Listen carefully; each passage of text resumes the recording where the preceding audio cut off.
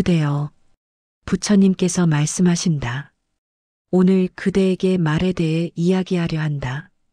입에서 나오는 말 한마디의 무서움을 알려주려 한다. 그대는 오늘 하루 얼마나 많은 말을 했는가?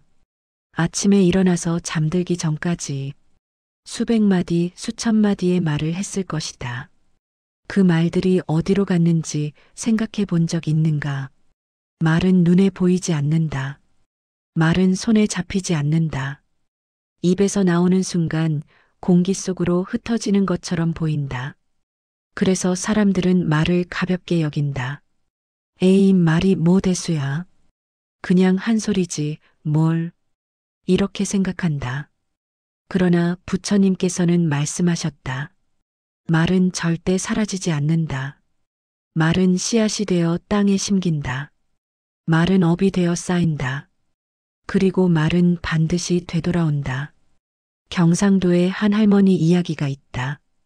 그 할머니는 입이 험하기로 동네에서 유명했다.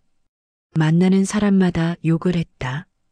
며느리 욕, 이웃 욕, 동네 사람 욕. 입에서 좋은 말이 나오는 법이 없었다.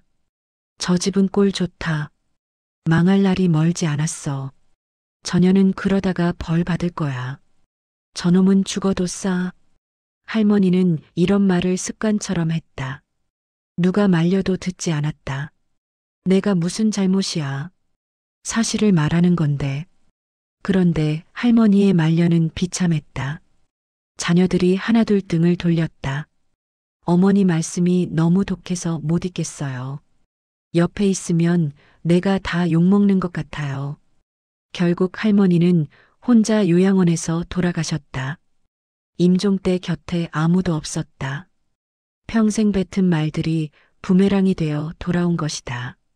부처님께서 법구경에서 말씀하셨다. 말은 메아리와 같다. 산에 대고 소리치면 그 소리가 되돌아온다. 세상에 대고 말하면 그 말이 되돌아온다. 좋은 말을 하면 좋은 말이 돌아온다.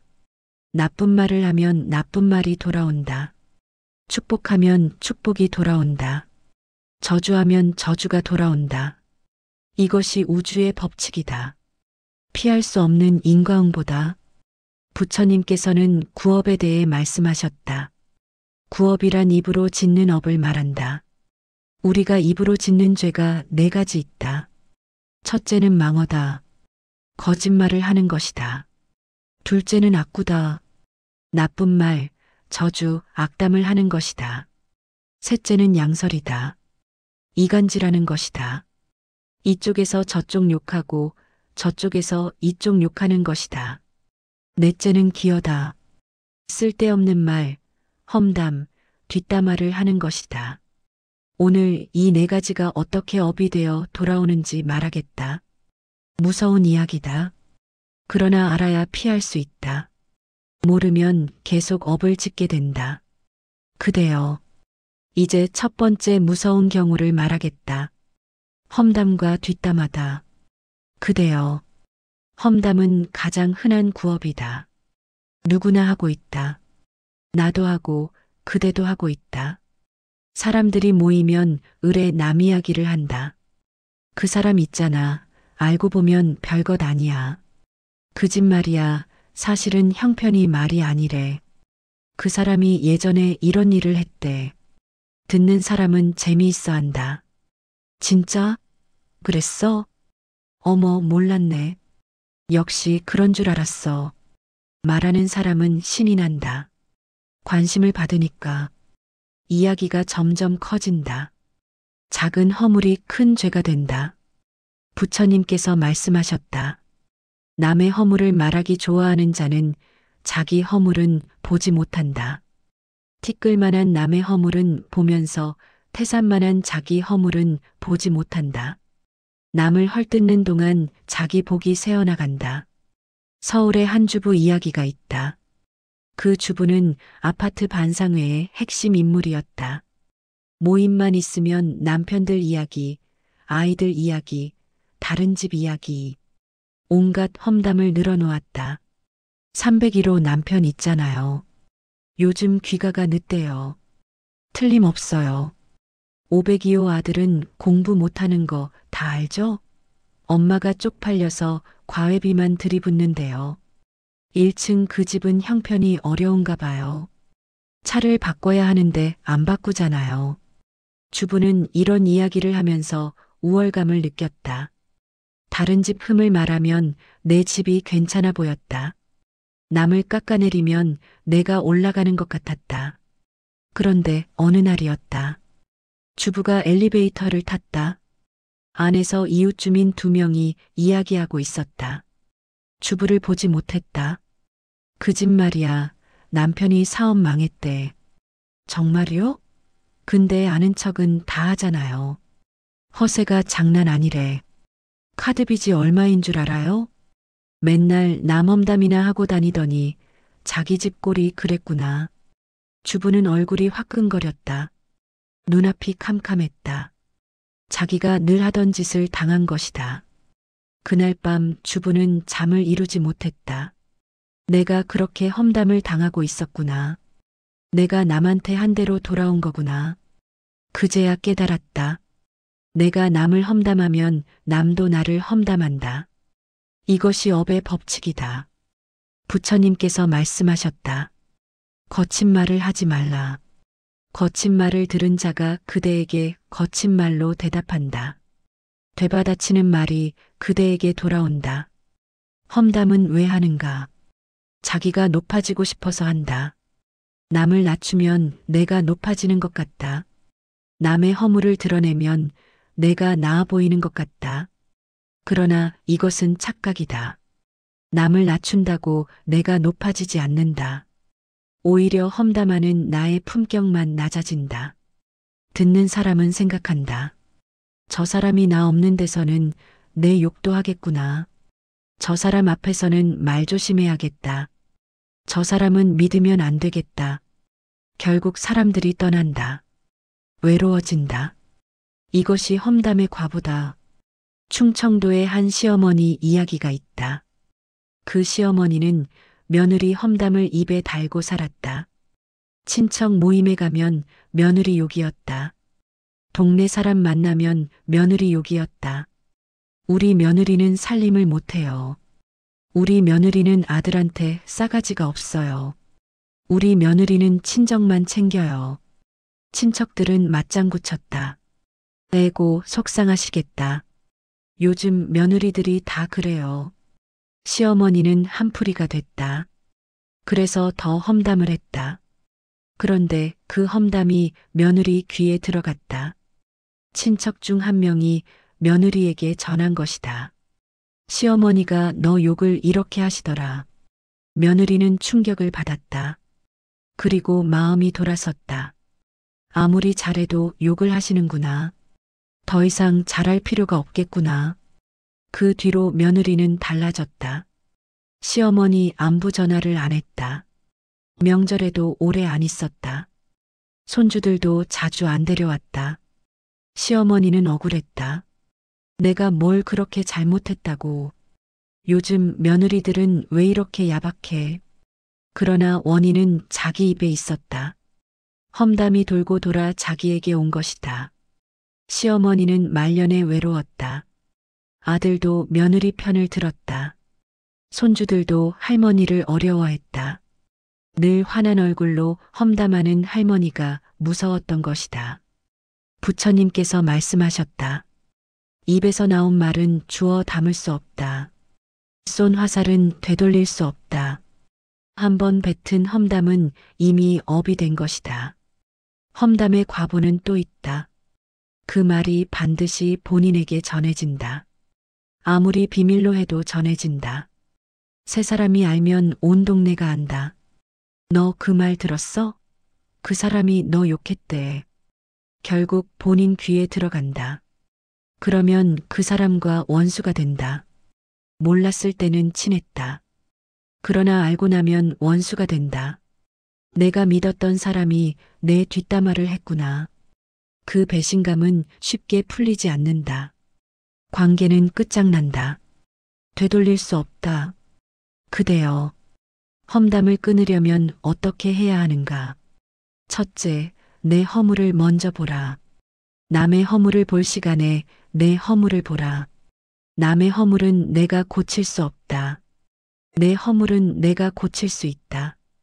고칠 수 있는 것에 집중하라. 법구경에서 부처님께서 말씀하셨다. 현명한 자는 남의 허물을 보지 않고 자기 허물을 본다. 남의 한 일, 안 한 일을 보지 말고 자기가 한 일, 안 한 일을 보라. 둘째, 입을 열기 전에 3번 생각하라. 이 말을 그 사람이 들으면 기분이 어떨까? 이 말이 그 사람에게 전해지면 어떻게 될까? 이 말을 하면 내가 어떤 업을 짓는 것일까? 이 3가지를 생각하면 험담이 줄어든다. 셋째, 험담 대신 좋은 말을 하라. 남의 허물 대신 남의 장점을 말하라. 그 사람은 이런 점이 좋더라. 그 사람이 이런 일을 잘하더라. 좋은 말을 하면 좋은 업이 쌓인다. 좋은 말을 하면 좋은 말이 돌아온다. 넷째, 험담하는 자리를 피하라. 사람들이 모여 험담을 시작하면 자리를 피하라. 나는 그 이야기 잘 모르겠다. 나는 다른 이야기 하자. 험담의 자리에 있으면 같이 업을 짓는다. 듣기만 해도 업이 된다. 맞장구 치면 더 큰 업이 된다. 웃으면서 들으면 동조한 것이다. 부처님께서 말씀하셨다. 악한 말을 하는 자도 죄를 짓고 악한 말을 듣고 즐기는 자도 죄를 짓는다. 자리를 피하지 않으면 함께 업을 나눈다. 험담을 끊으면 어떤 복이 오는가? 첫째, 사람들의 신뢰를 얻는다. 저 사람은 남의 험담을 하지 않는 사람이다. 저 사람에게는 비밀을 말해도 되겠다. 신뢰받는 사람이 된다. 둘째, 원수가 없어진다. 험담을 하지 않으니 원수가 생기지 않는다. 미움받을 일이 없다. 어디서든 환영받는다. 셋째, 마음이 평화로워진다. 험담을 하면 마음이 어지럽다. 그 말이 전해지면 어쩌지. 그 사람이 알면 어쩌지. 이런 걱정에 시달린다. 험담을 하지 않으면 이런 걱정이 없다. 마음이 가볍다. 밤에 잠도 편히 온다. 넷째, 내 험담도 사라진다. 내가 험담을 하지 않으니 남도 내 험담을 하지 않는다. 이것이 업의 법칙이다. 뿌린 대로 거둔다. 이것이 첫 번째 무서운 경우다. 험담과 뒷담화가 업이 되어 돌아오는 것이다. 그대여, 이제 2번째 무서운 경우를 말하겠다. 거짓말이다. 거짓말은 가장 흔한 죄다. 누구나 하루에도 몇 번씩 거짓말을 한다. 작은 거짓말, 큰 거짓말 가리지 않는다. 습관처럼 거짓말을 한다. 아, 그날 바빠서 못 갔어. 바쁘지 않았다. 알겠어. 내일 꼭 할게. 할 생각이 없다. 나 돈 없어. 있는데 없다고 한다. 나 안 그랬어. 그랬는데 안 그랬다고 한다. 부처님께서 말씀하셨다. 거짓말을 하는 자는 어떤 악행도 저지를 수 있다. 거짓말이 모든 악의 시작이다. 거짓말 한 번 하면 그것을 감추기 위해 또 거짓말을 한다. 거짓말이 거짓말을 낳는다. 대전의 한 사업가 이야기가 있다. 그는 사업을 크게 벌였다. 돈이 필요했다. 은행 대출도 받고 지인들에게도 돈을 빌렸다. 반드시 갚겠습니다. 사업만 잘 되면 원금의 2배로 드리겠습니다. 그러나 사업이 안 됐다. 돈을 갚을 수 없었다. 그래서 거짓말을 했다. 지금 큰 건이 들어올 겁니다. 조금만 기다려 주세요. 다음 달에는 꼭 갚겠습니다. 거래처에서 돈이 안 들어와서 그래요. 거짓말이 거짓말을 낳았다. 점점 더 큰 거짓말을 해야 했다. 더 많은 사람에게 돈을 빌렸다.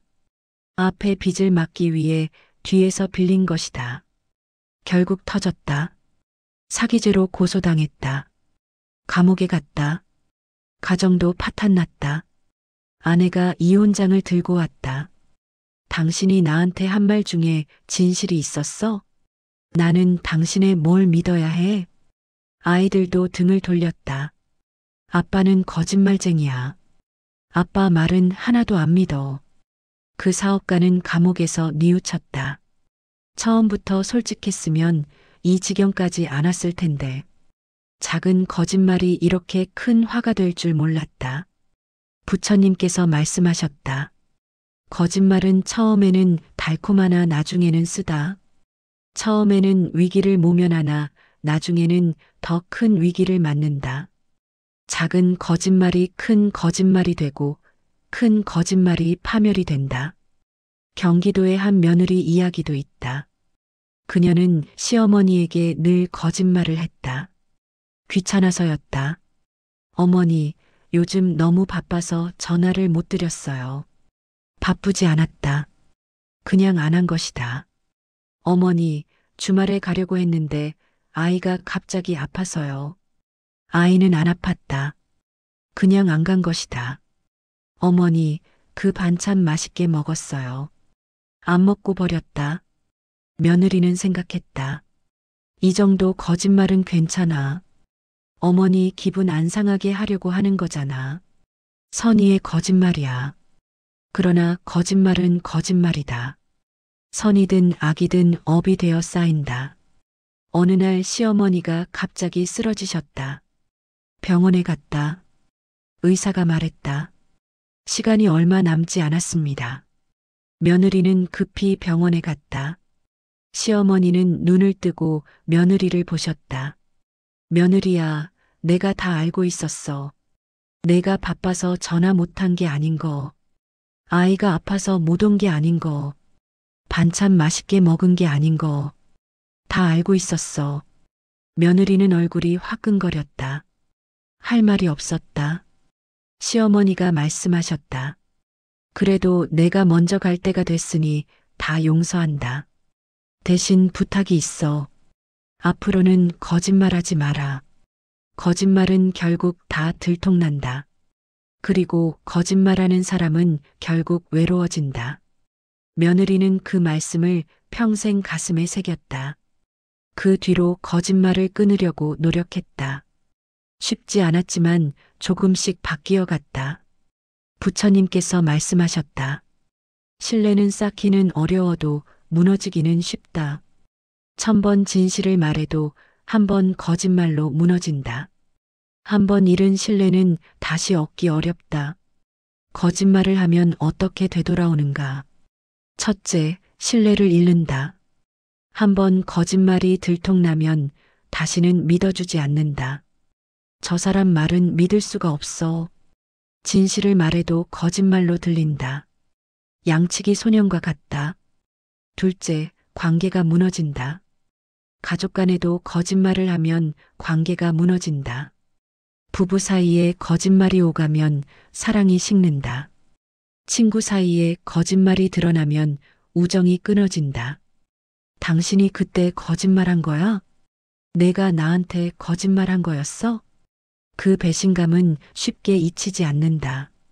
차라리 진실이 아팠을지라도 거짓말의 배신감보다는 낫다. 셋째, 스스로 고통받는다. 거짓말을 하면 그것을 기억해야 한다. 내가 무슨 말을 했더라. 앞뒤가 안 맞으면 어쩌지. 거짓말을 유지하는 것이 고통이다. 또 거짓말이 들킬까 불안하다. 언제 들킬까? 저 사람이 알면 어쩌지. 마음이 편할 날이 없다. 넷째, 자녀에게 대물림 된다. 부모가 거짓말을 하면 자녀도 거짓말을 배운다. 부모가 전화 받으면서 엄마 없다고 해라고 하면 자녀는 배운다. 아, 거짓말해도 되는구나. 그 자녀가 커서 부모에게 거짓말을 한다. 공부했어요. 안 했다. 술 안 마셨어요. 마셨다. 담배 안 펴요. 핀다. 뿌린 대로 거둔다. 이것이 업의 법칙이다. 그대여, 거짓말을 끊으려면 어떻게 해야 하는가? 첫째, 작은 거짓말부터 조심하라. 에이, 이 정도는 괜찮아. 이런 생각이 거짓말을 키운다. 작은 거짓말이 습관이 되면 큰 거짓말도 쉬워진다. 처음부터 조심해야 한다. 부처님께서 말씀하셨다. 작은 불씨가 큰 산을 태운다. 작은 거짓말이 인생을 태운다. 작을 때 끄지 않으면 걷잡을 수 없다. 둘째, 거짓말해야 할 상황을 피하라. 거짓말을 해야만 할 것 같은 상황이 있다. 그런 상황 자체를 만들지 말라. 약속을 함부로 하지 말라. 할 수 없는 일을 할 수 있다 하지 말라. 셋째, 진실을 말하는 용기를 가져라. 진실이 아플 수 있다. 진실이 손해를 줄 수 있다. 그러나 진실은 결국 나를 지킨다. 거짓말은 결국 나를 해친다. 법구경에서 말씀하셨다. 진실을 말하라. 화내지 말라. 구하는 자에게 베풀라. 이 세 가지로 신들의 세계에 이른다. 진실이 가장 앞에 있다. 넷째, 잘못했으면 솔직히 인정하라. 거짓말로 감추려 하지 말라. 제가 잘못했습니다. 이 한마디가 거짓말 10마디보다 낫다. 솔직히 인정하면 용서받을 수 있다. 거짓말로 감추면 용서받을 기회마저 잃는다. 부처님께서 말씀하셨다. 허물이 있으면 고치라. 허물을 고치는 것이 허물이 없는 것이다. 허물을 감추는 것이 더 큰 허물이다. 진실을 말하면 어떤 복이 오는가? 첫째, 신뢰받는 사람이 된다. 저 사람 말은 믿을 수 있어. 저 사람은 거짓말을 하지 않아. 사람들이 의지한다. 중요한 일을 맡긴다. 둘째, 마음이 편안해진다. 거짓말을 하면 기억해야 한다. 진실을 말하면 기억할 필요가 없다. 있는 그대로 말했기 때문이다. 마음이 가볍다. 셋째, 관계가 깊어진다. 진실한 사람에게는 진실한 사람이 모인다. 거짓말하는 사람에게는 거짓말하는 사람이 모인다. 유유상종이다. 진실하면 진실한 인연을 만난다. 이것이 두 번째 무서운 경우다. 거짓말이 업이 되어 돌아오는 것이다. 그대여, 이제 세 번째 무서운 경우를 말하겠다. 저주와 악담이다. 화가 나면 입에서 나쁜 말이 나온다. 죽어버려라. 망해버려라. 불행해져라. 벌 받아라. 순간의 화에 이런 말이 나온다. 말하는 순간은 후련하다. 속이 시원하다. 그러나 그 말이 업이 되어 쌓인다. 그 업이 반드시 되돌아온다. 부처님께서 말씀하셨다. 저주는 바람을 거슬러 뿌린 먼지와 같다. 바람을 거슬러 먼지를 뿌리면 그 먼지가 자기에게 돌아온다. 저주를 뿌리면 그 저주가 자기에게 돌아온다. 전라도의 한 시어머니 이야기가 있다. 그녀는 며느리가 마음에 안 들었다. 아들이 연애 결혼을 해서 데려온 며느리였다. 집안도 별로, 학벌도 별로, 외모도 별로. 마음에 드는 구석이 없었다. 시어머니는 며느리에게 심하게 대했다. 너 때문에 우리 아들 인생 망쳤다. 너 같은 년은 처음 봤다. 당장 꺼져라. 이혼해라. 급기야 저주까지 했다. 내년은 벌 받을 거다. 내년은 잘 될 리가 없어. 내가 낳은 자식도 고생할 거다. 며느리는 울면서 버텼다. 남편이 그나마 편을 들어줬다. 시간이 지나면 나아지겠지 싶었다. 그런데 이상한 일이 벌어졌다. 시어머니가 저주한 것들이 시어머니에게 일어났다. 시어머니가 벌 받을 거다 했는데 시어머니가 큰 병에 걸렸다. 시어머니가 잘 될 리가 없다 했는데 시어머니 사업이 망했다. 시어머니가 자식도 고생할 거다 했는데 시어머니의 둘째 아들이 사고를 당했다. 부처님께서 말씀하셨다. 저주는 부메랑과 같다. 던지면 돌아온다. 세게 던질수록 세게 돌아온다. 시어머니는 뒤늦게 깨달았다. 내가 저주한 게 다 내게 돌아왔구나. 입을 함부로 놀린 벌을 받는구나. 시어머니는 병상에서 며느리를 불렀다. 미안하다. 내가 그때 너무 심하게 했다. 용서해다오. 며느리는 시어머니 손을 잡았다. 어머니, 다 잊었어요. 이제 건강해지세요. 그 뒤로 시어머니는 말조심을 했다. 저주와 악담을 끊었다. 병도 차츰 나아갔다. 이것이 저주의 무서움이다. 저주는 상대에게 가는 것 같지만 실제로는 자기에게 돌아온다. 부산의 한 남자 이야기도 있다.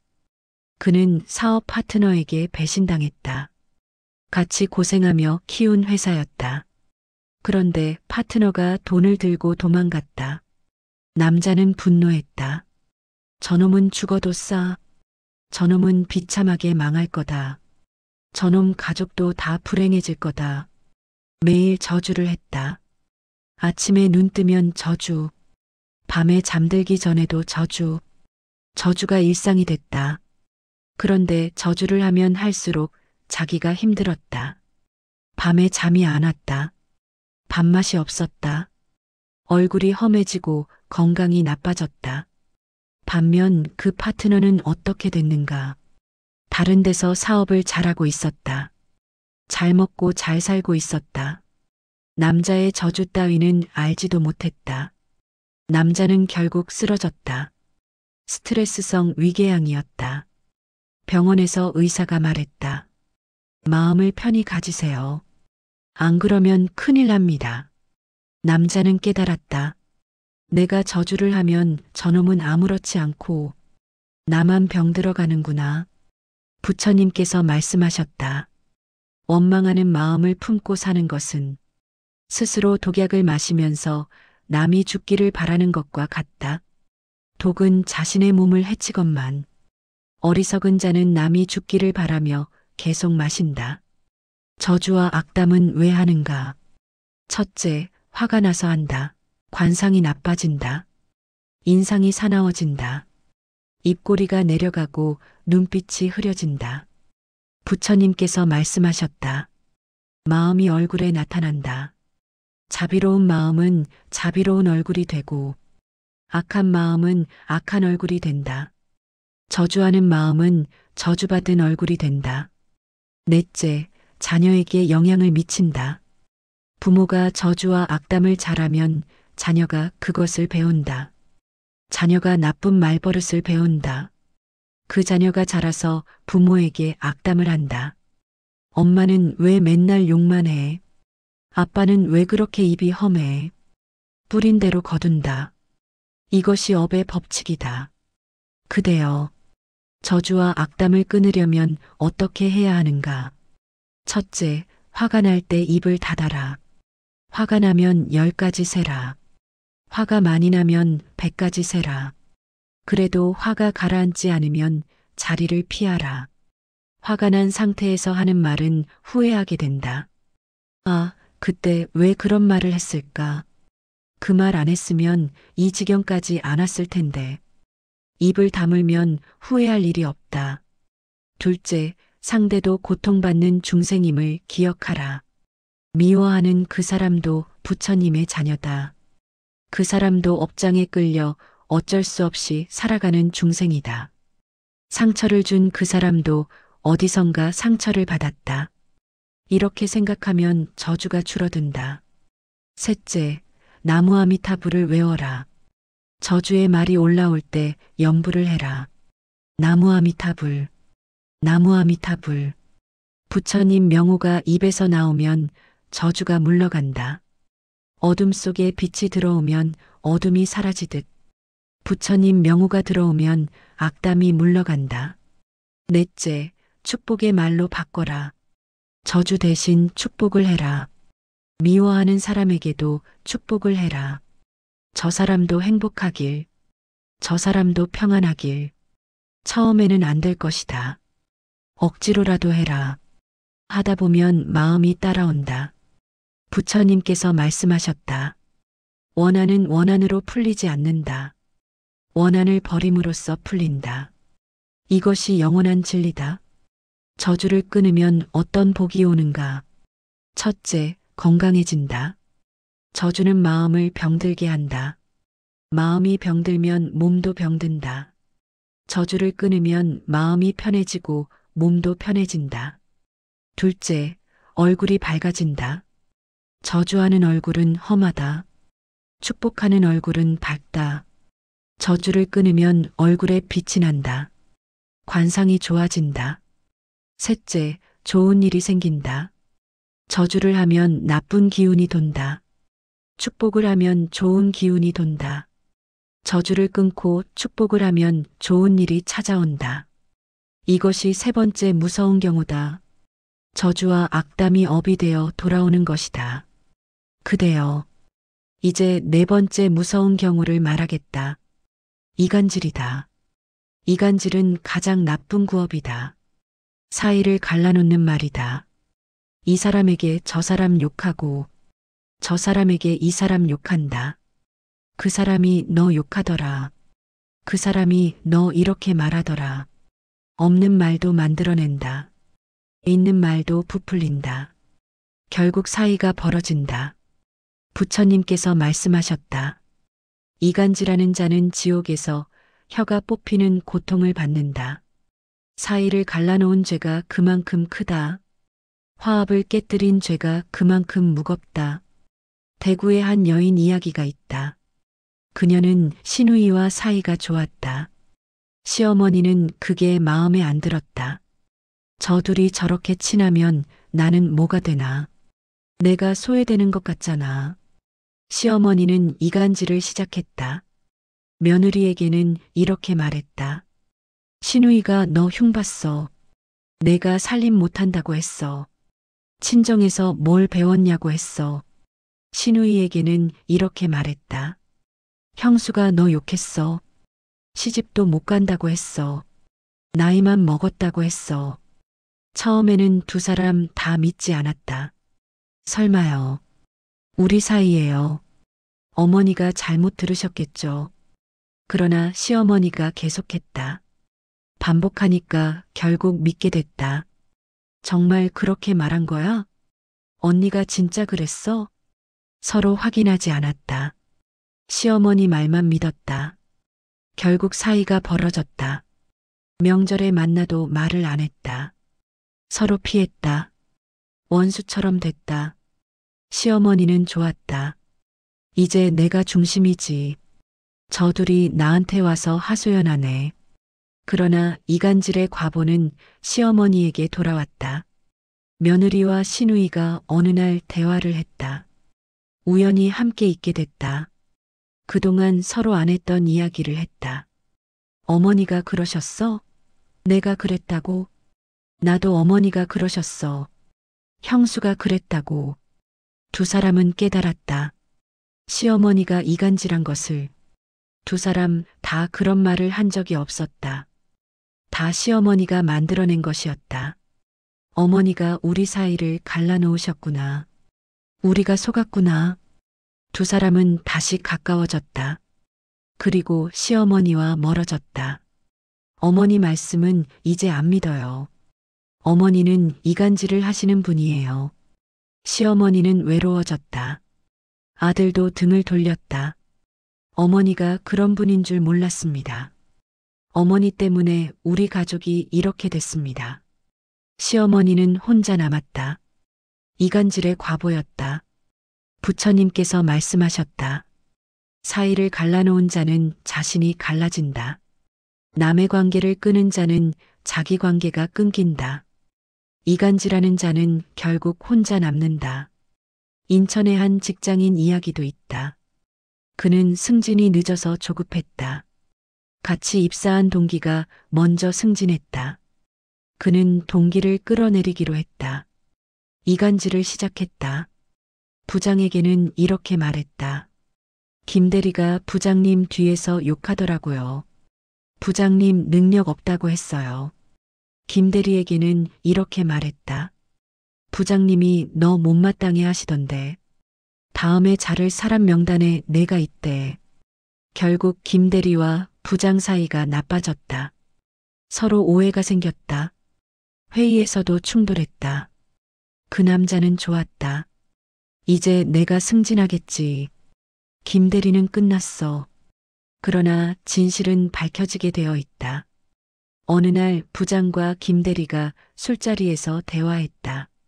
서로 오해를 풀게 됐다. 내가 그런 말 한 적 없는데요. 나도 그런 말 들은 적 없는데. 그럼 누가 그런 말을 한 거지? 둘 다 같은 이름을 떠올렸다. 그 남자였다. 부장이 조사를 했다. 다른 사람들도 증언했다. 그 사람이 저한테도 그러더라고요. 이 사람이 저 사람 욕했다고. 저 사람이 이 사람 욕했다고. 그 남자의 이간질이 다 드러났다. 결과는 어떻게 됐는가? 그 남자는 해고됐다. 어느 회사에서도 받아주지 않았다. 그 사람 이간질로 유명한 사람이에요.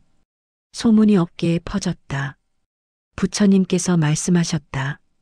숨긴다고 영원히 숨겨지지 않는다. 진실은 반드시 드러난다. 이간질은 결국 들통난다.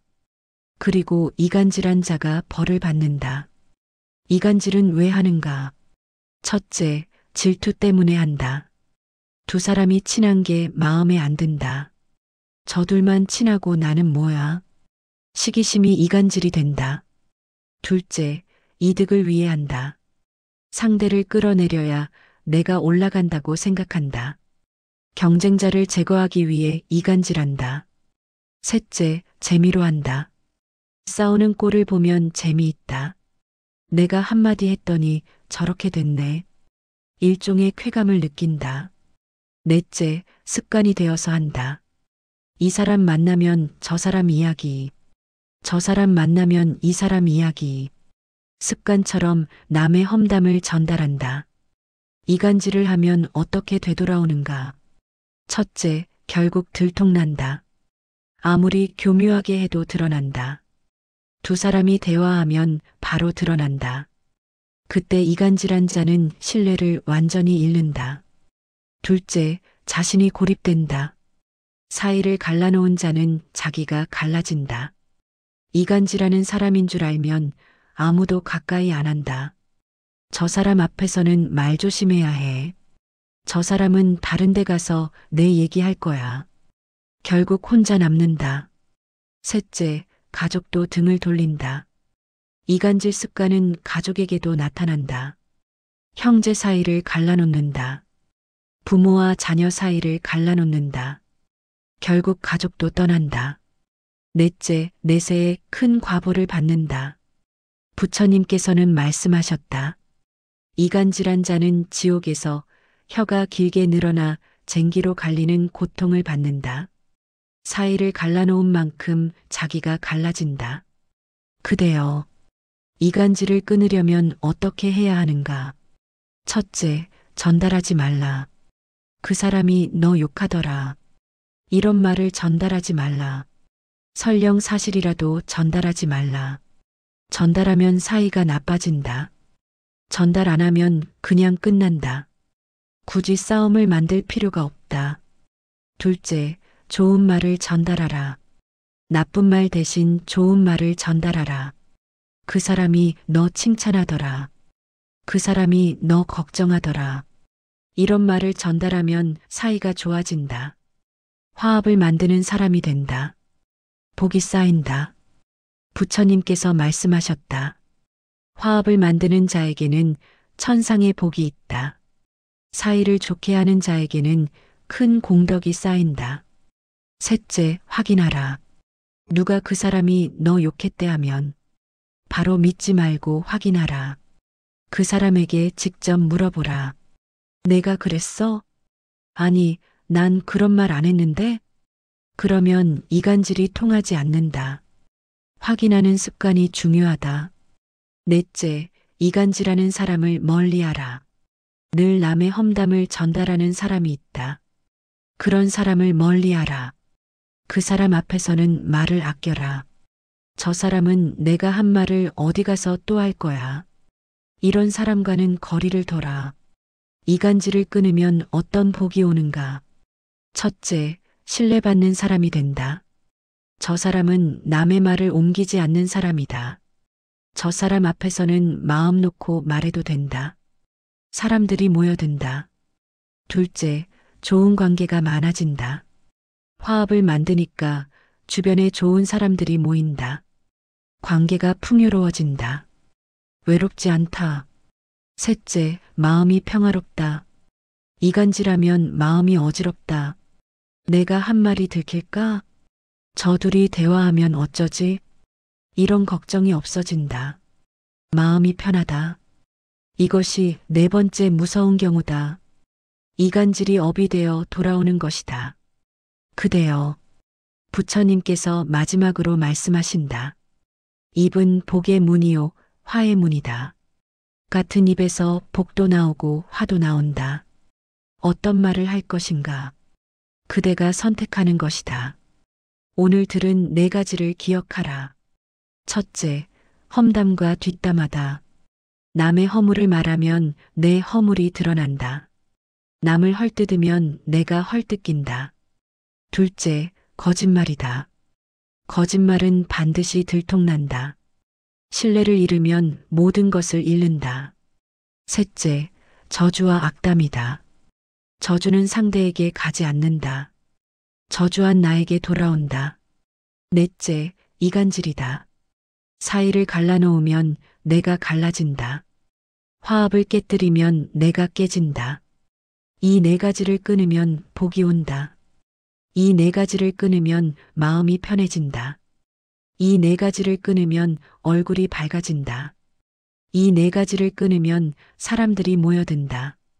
부처님께서 말씀하셨다.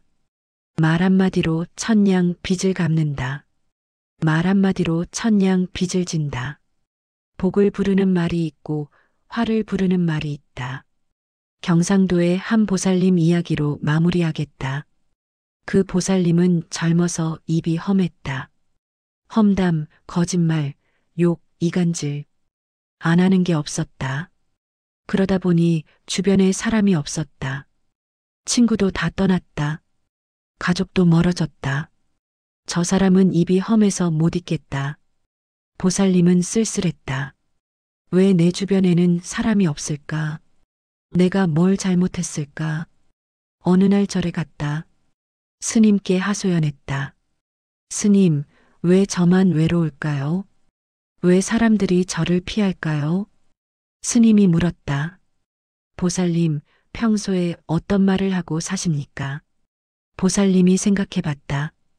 험담, 거짓말, 욕, 이간질. 입에서 나온 말들이 떠올랐다. 스님이 말했다. 말이 씨가 됩니다. 나쁜 말을 심으면 나쁜 열매가 열립니다. 좋은 말을 심으면 좋은 열매가 열립니다. 지금부터라도 말을 바꿔보십시오. 보살님은 그날부터 달라졌다. 험담을 하려다가 입을 다물었다. 거짓말을 하려다가 진실을 말했다. 욕이 나오려다가 염불을 했다. 이간질하려다가 좋은 말을 전했다. 처음에는 어려웠다. 습관이 무서웠다. 입에서 저절로 나쁜 말이 나오려 했다. 그래도 참았다. 하루하루 참았다. 석 달, 6달, 1년. 그러자 신기한 일이 벌어졌다. 떠났던 친구가 다시 연락을 했다. 요즘 많이 달라졌다며? 다시 만나자. 멀어졌던 가족도 가까워졌다. 어머니가 요즘 말씀이 부드러워지셨네요. 예전 같지 않아요. 보살님은 깨달았다. 내 입이 문제였구나. 내 말이 사람들을 밀어냈구나. 말을 바꾸니까 세상이 바뀌는구나. 보살님은 지금 행복하게 살고 있다. 주변에 사람이 많다. 얼굴에 웃음이 가득하다. 내가 달라지니까 세상이 달라졌어요. 이것이 말의 힘이다. 말 한마디가 인생을 바꾼다. 말 한마디가 업이 되어 돌아온다.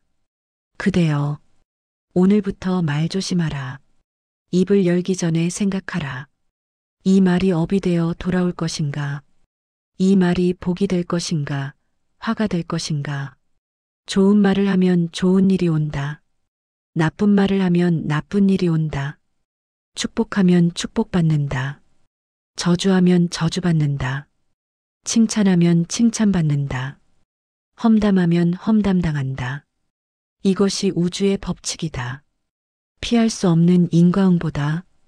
부처님의 가피가 그대와 함께하길 빈다. 그대의 입에서 좋은 말만 나오길 빈다. 그대의 말이 복이 되어 돌아오길 빈다. 나무 아미타불, 나무 아미타불, 나무 아미타불.